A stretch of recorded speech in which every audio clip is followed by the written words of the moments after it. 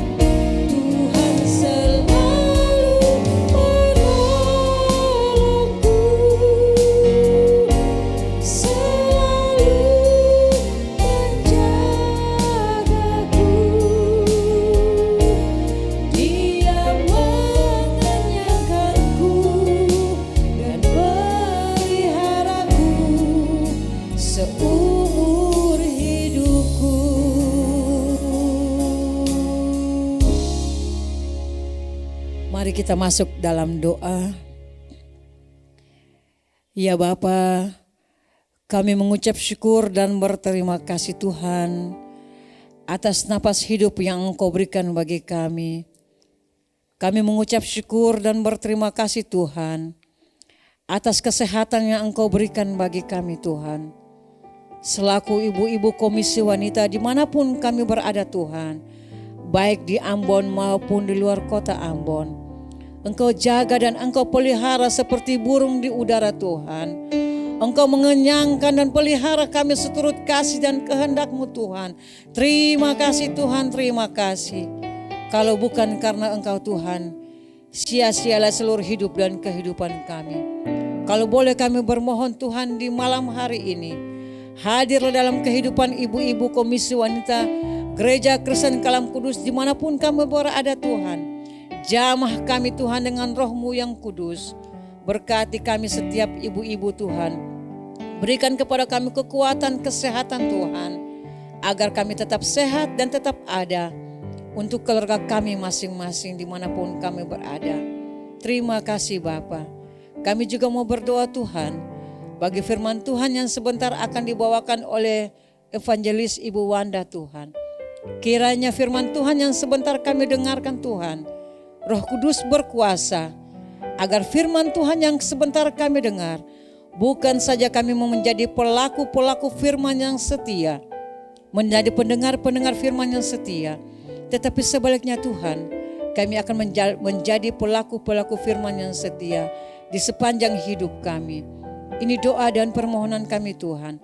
Layakan kami di hadapan-Mu Tuhan di malam hari ini.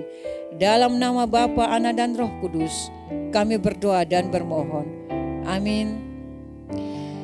Kita akan masuk lagi dengan sebuah lagu pujian, Biar Bumi Akan Bergoncang.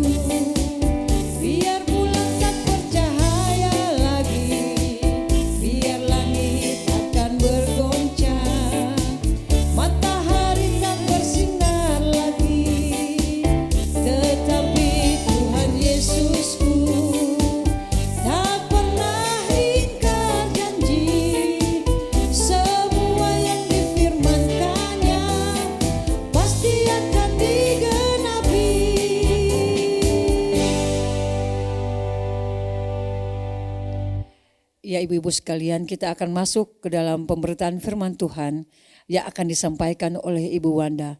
Tetapi mendahulunya, mari kita mengangkat lagi sebuah lagu pujian, Allah Peduli.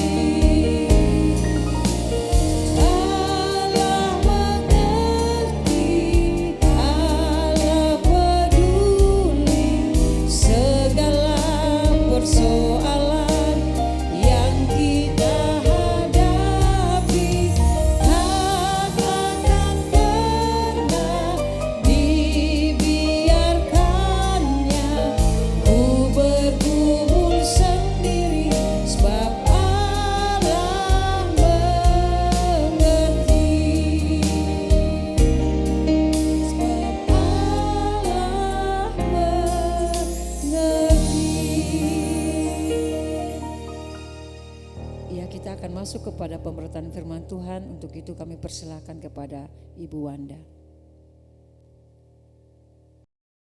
Selamat malam Ibu-ibu yang terkasih, Shalom.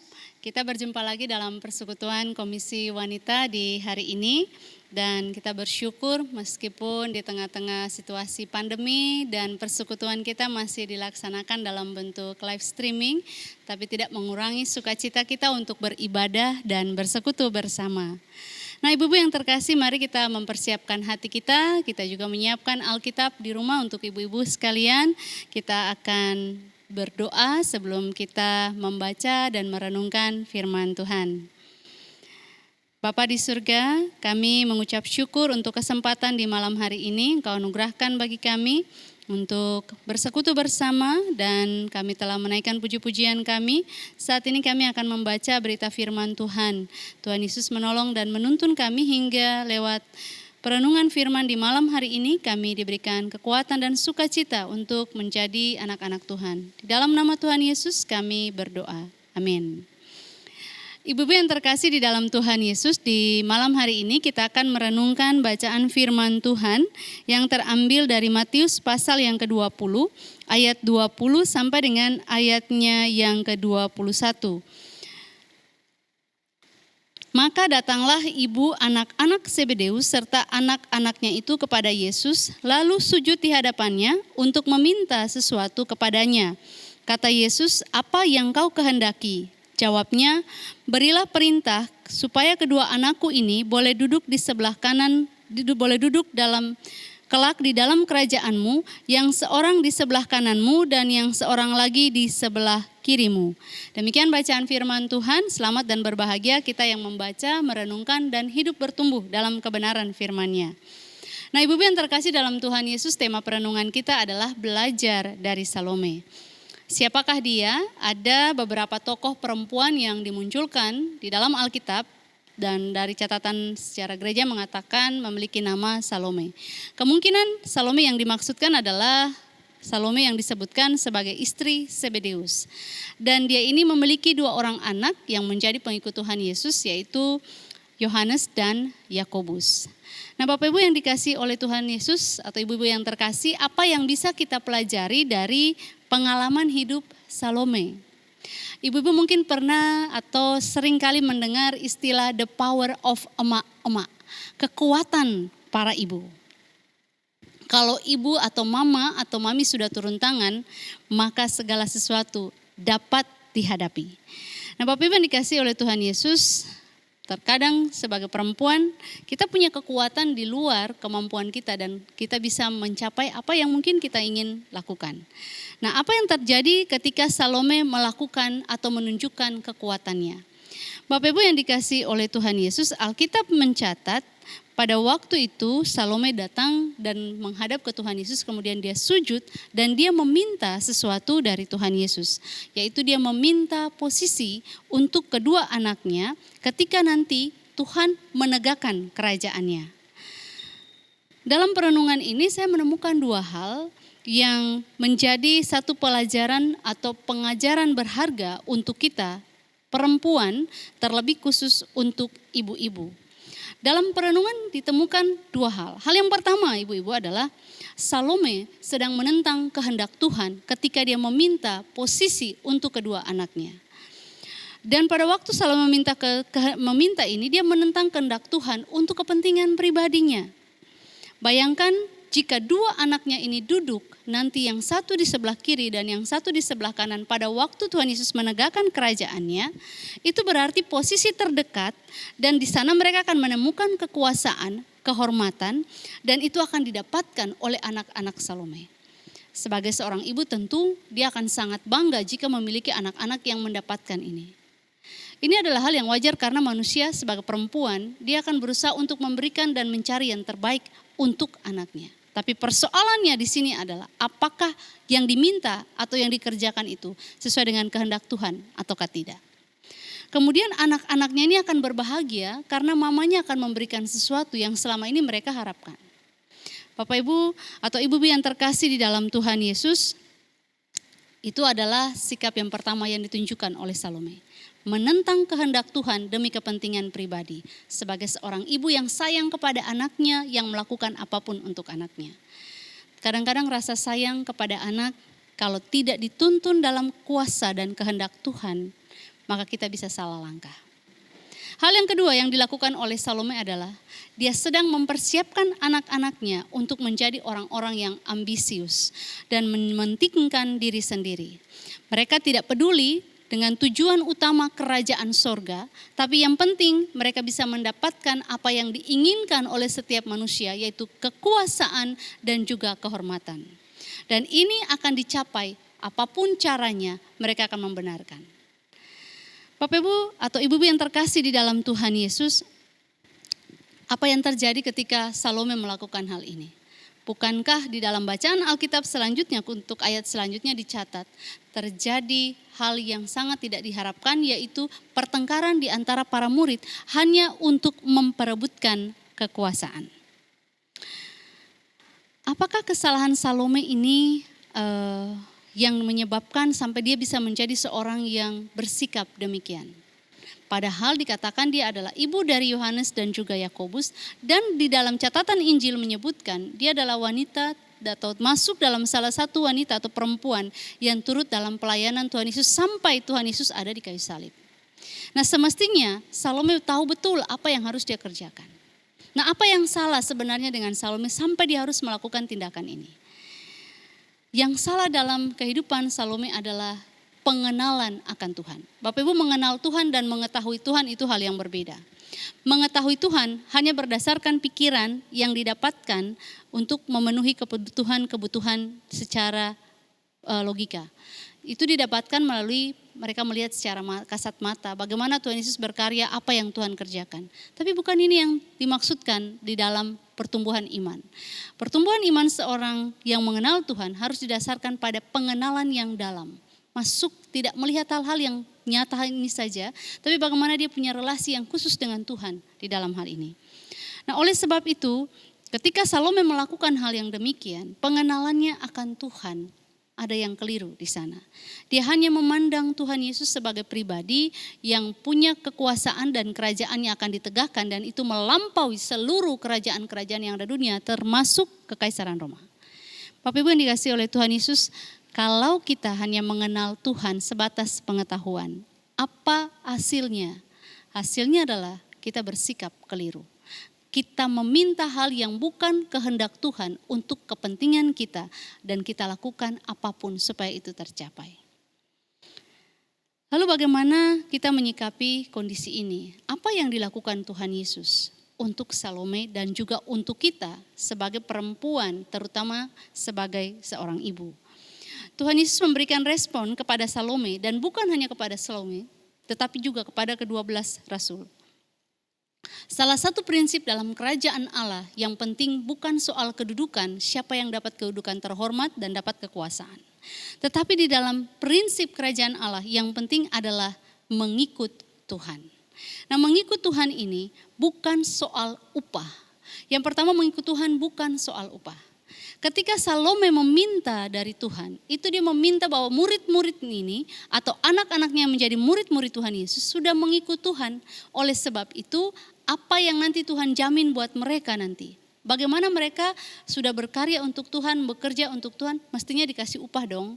Nah, ini yang diminta oleh Salome. Yaitu kasih upahnya duduk satu di sebelah kanan dan kiri pada waktu kerajaan itu ditegakkan ketika Tuhan Yesus datang nanti. Ibu-ibu yang dikasih oleh Tuhan Yesus, inilah yang dilakukan oleh Salome. Yaitu meminta apa yang menjadi kehendaknya, meminta upah dari Tuhan. Tetapi ini bukan yang dikehendaki Tuhan. Mengikut Tuhan adalah bukan tentang upah, tetapi mengenal kehendak Allah. Itulah sebabnya Tuhan jawab kepada Salome, kamu tidak tahu apa yang kamu minta, tetapi Tuhan mengatakan kepada Salome bahwa kehendak Tuhan adalah untuk menentukan siapa yang duduk, itu urusan Bapa, bukan urusan Salome. Tugas Salome adalah lakukan kehendak Bapa, yaitu hidup sebagai seorang percaya yang mengasihinya dan hidup di dalam kasih itu.